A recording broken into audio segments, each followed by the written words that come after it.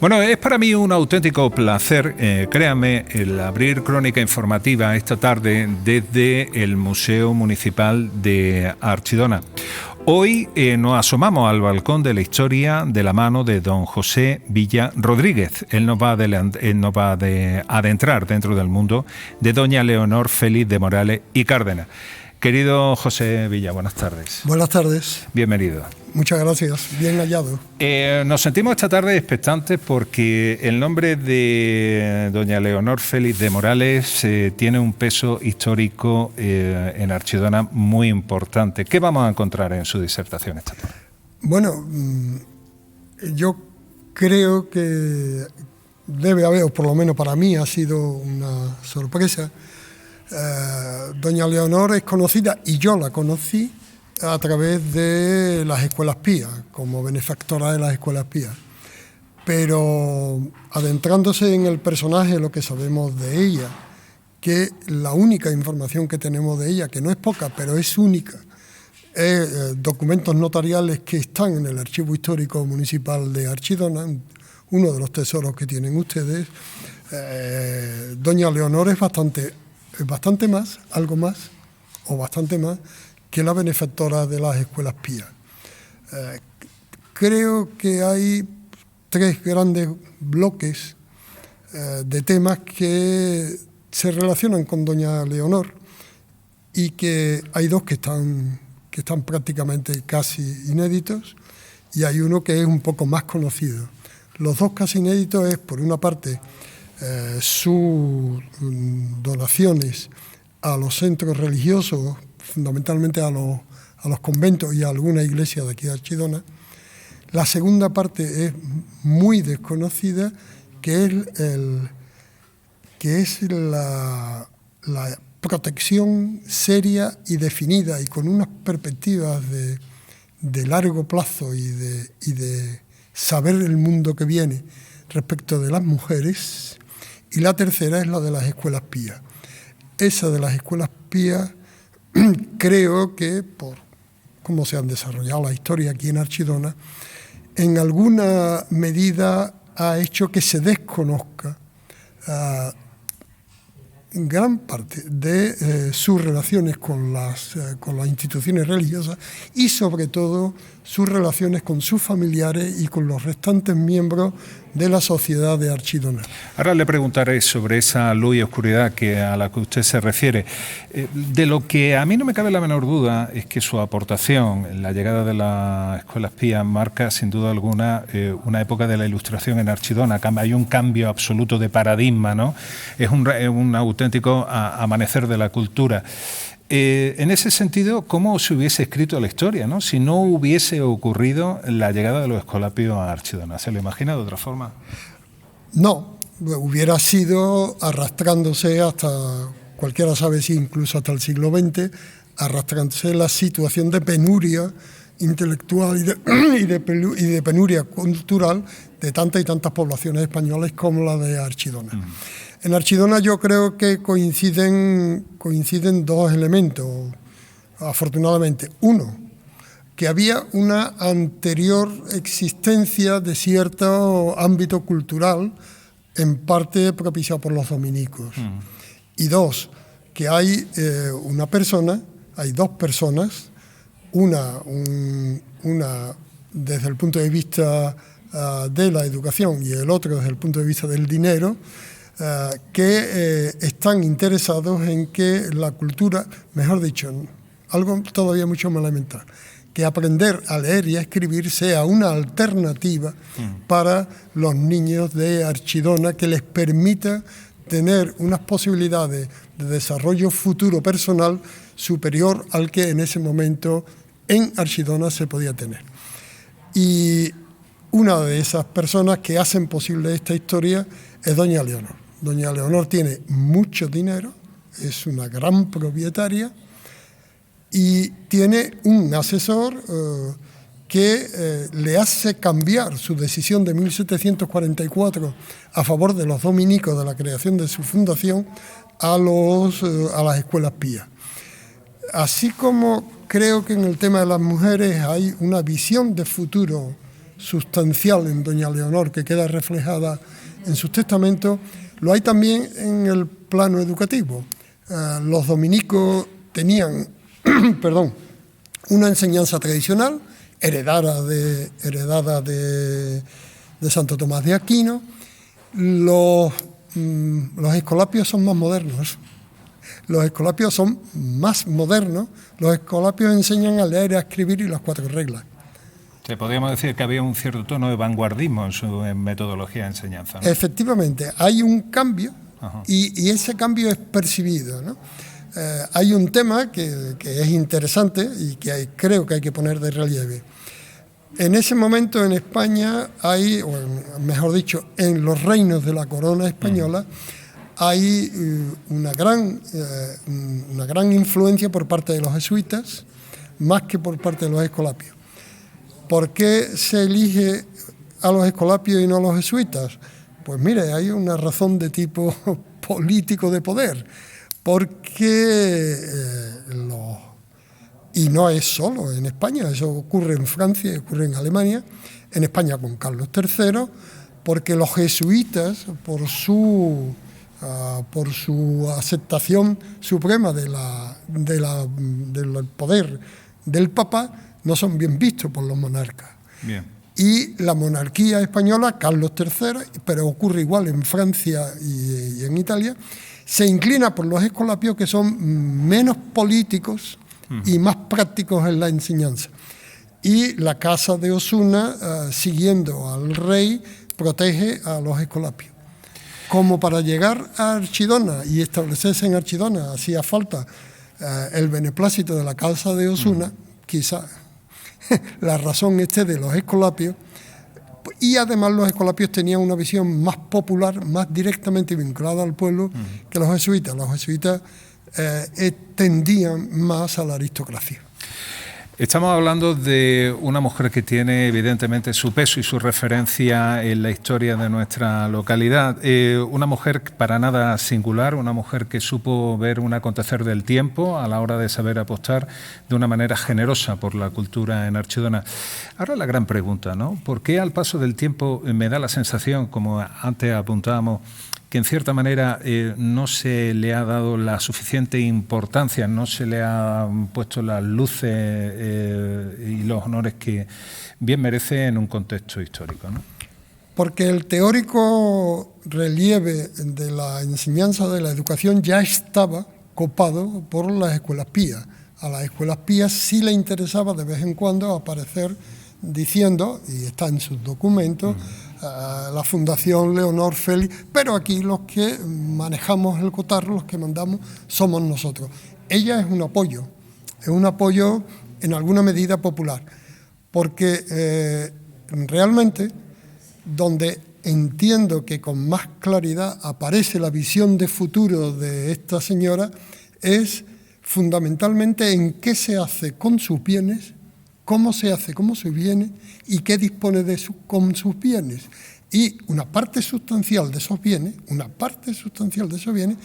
va dedicada a las mujeres, para que los tengan en Román Paladino de nuestras tierras, para que los tengan, que hagan con ellos de su capa un sayo. No están vinculadas a que lo tengan que hacer para casarse o para meterse a monja no. Literalmente le dice a su albacea, tú le das el dinero cuando tenga 25 años, tú te responsabilizas de que le das el dinero y ella que haga lo que quiera. Ella que haga lo que quiera. Eso es muy importante, en mi opinión.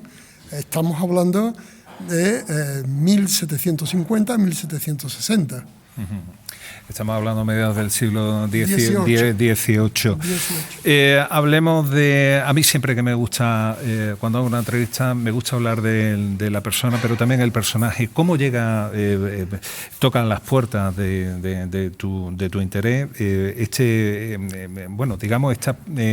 esta labor de querer armar históricamente legajo a legajo y darle forma? ¿Cuál es el trabajo que quieres realizar, ¿no?, en ese sentido? Bueno, en el fondo yo no tengo ningún inconveniente, al revés, reconocer que yo soy alguien que se ha quedado prendado de Leonor. No, yo lo que sé de historia, lo que he estudiado más seriamente, más a fondo de historia, es el siglo XIX y el XX español. Ajá. Es lo que me entera. Y yo llego aquí, efectivamente, estudiando el Frente Popular. Ajá. Estudiando el periodo 1931-1936 y, en concreto, las elecciones de febrero de 1936. Ajá. Las elecciones de febrero de 1936 son un punto culminante del periodo republicano y poco estudiado a nivel del el resultado de las elecciones en todos los ámbitos políticos en Andalucía.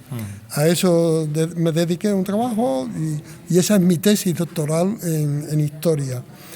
Bueno, en ese deambular por los archivos históricos provinciales me encontré con que solo hay dos en toda Andalucía que mantengan una parte importante de la documentación del periodo republicano. Son Almería, que es el más numeroso de todos y que lo conserva prácticamente el 100% de los documentos relacionados con el periodo republicano, 31-36, y es el de Málaga, que tiene menos que el de Almería, pero tiene parte importante.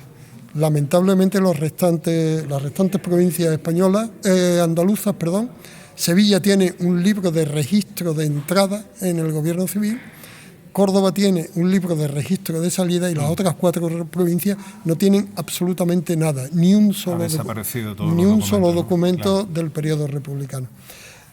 A Málaga voy a ver qué ha pasado como consecuencia de las elecciones de febrero del 36 y me encuentro con que hay un señor que a las 2:30 de la mañana del 23 de febrero del 36 se presenta al casa del secretario diciéndole: tengo este documento, este telegrama del gobernador civil y yo soy el nuevo alcalde.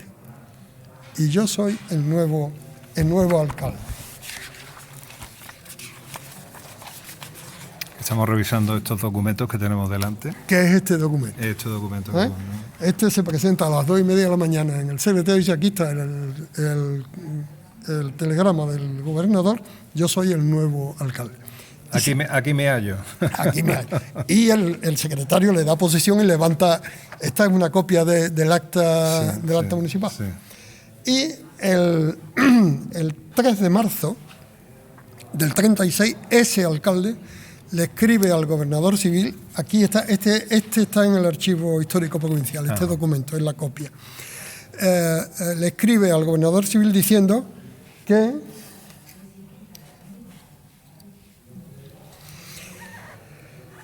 abandonado el colegio de los Escolapios por sus dirigentes sin causa justificada, siendo entregadas las llaves espontáneamente al alcalde,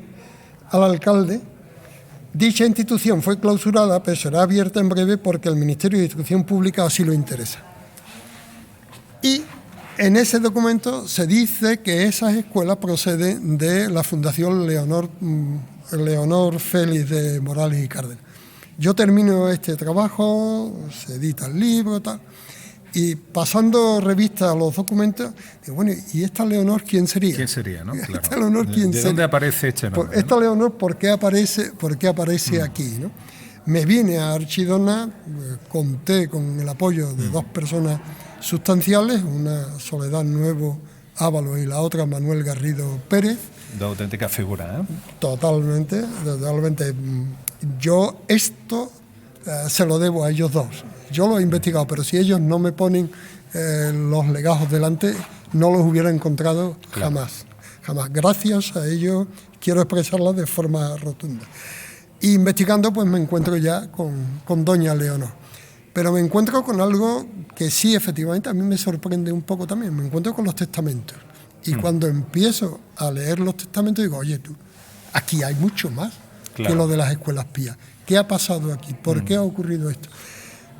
Sigo creyendo que doña Leonor se ha utilizado como elemento de autoridad social para apoyar la presencia, pero se ha quedado ahí. No nos ha interesado o no nos ha interesado por las razones que sea, no nos ha interesado investigar lo restante. En ese sentido, te pregunto, ¿qué importancia hubiese tenido la historia si hubiese sido un hombre, ¿no? Por aquello de la dennotación de muchas veces de la figura femenina en un tiempo difícil, ¿no?, de entender, ¿no? Está claro que probablemente lo primero quizás es que no se hubiera producido, creo, el abandono de la propia familia Cárdenas, Cárdenas, Baraxas,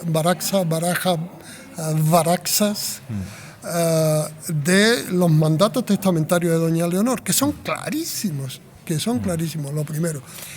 Y lo segundo, que se hubiera avanzado evidentemente en la aceptación del proceso de que hombres y mujeres somos iguales y tenemos los mismos derechos y los mismos deberes.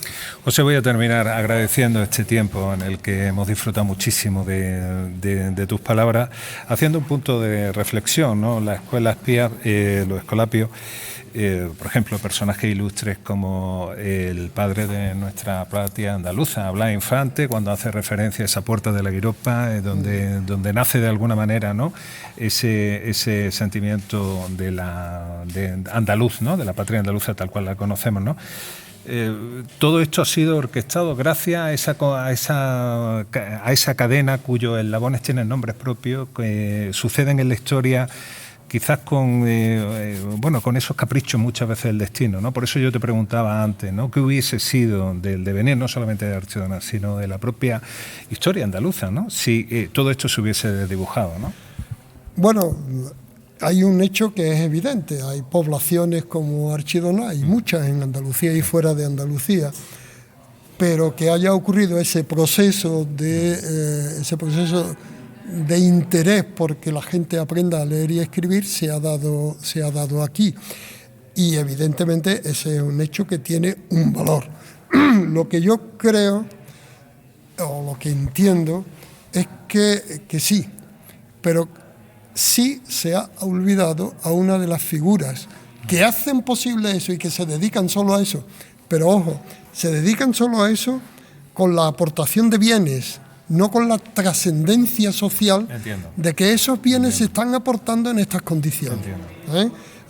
Si leéis, si queréis, yo os los leo. No traigo los testamentos aquí, pero está. ¿Cómo se aportan los bienes? A todo el mundo, a las instituciones religiosas, a las familias y a las escuelas pías, es de una claridad meridiana. Primero, el bien se describe con una exactitud y un puntillismo excepcional, sean bienes fincas, sean bienes materiales. Es muy curioso cómo esta mujer describe las colchas, sí, o las sábanas. Claro, que también tenían su valor, evidentemente. O las vajillas, tenía 3 vajillas de plata. No, entendamos el momento de la España de entonces. Claro. Sí, esta es una mujer de su tiempo, ojo, no vayamos a pensar, esta es una mujer muy estrictamente de su tiempo, pero con una claridad muy, muy rotunda. ¿Cómo se describen los bienes? ¿Qué quiere ella que se hagan los bienes? ¿Qué se haga con los bienes?